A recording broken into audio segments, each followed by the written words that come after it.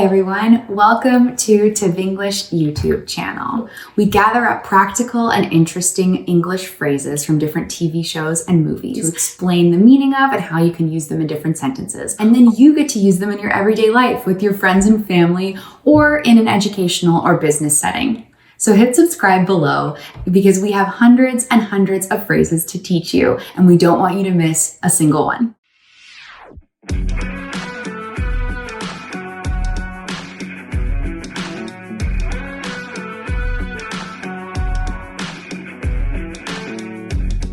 The discussions have been so far inconclusive.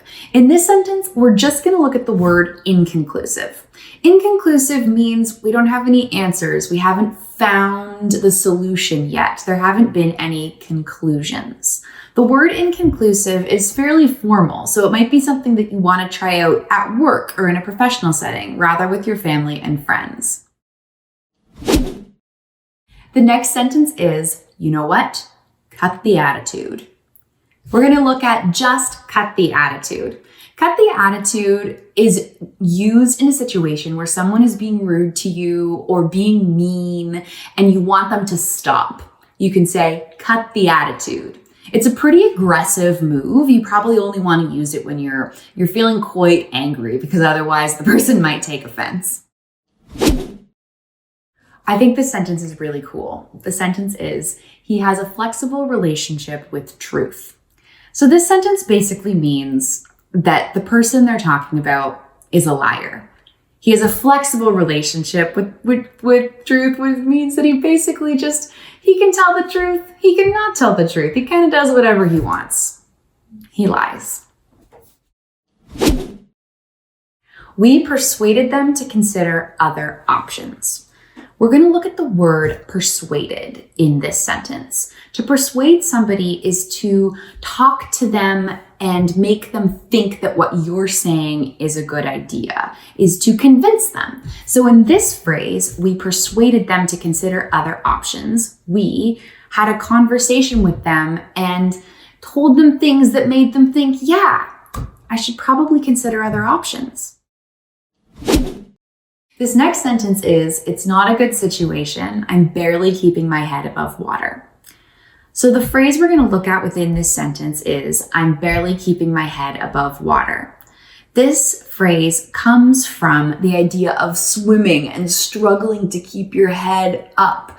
It basically means you're having a really hard time, that at any second you feel like you might sink to the bottom of the water. It is a bit of a tough sentence. If you're going through a tough time, you could try saying, I'm barely keeping my head above water. Whatever mistakes she made, her heart was in the right place. The key phrase in this sentence is her heart was in the right place. And it means she meant to do the right thing. She was trying to be good and she was trying to do the right thing. But she made some mistakes. Whatever mistakes she made, whatever she did wrong, her heart was in the right place. She tried to do the right thing. The sentence is, can you hand me the bread, please? So a native English speaker, instead of saying give me something, might say hand me something. If you're sitting around the table and you see some bread on the other side and you'd like to have it, you could say to someone, could you hand me the bread? It's a great alternative, especially in that situation, instead of give. Do you want me to make you a plate? This sentence usually comes into play when you're having dinner and somebody arrives. And if you are going to go in the kitchen and get a bunch of food and put it on a plate, make a nice little meal plate for them, you might say, do you want me to make you a plate? Rather than, do you want me to get you some food? Next phrase, Congress hopes the tax cut will jumpstart the economy. So the key word that we're looking at here is jumpstart. Jumpstart is an expression that means get something started or get something off to a good start, help it succeed.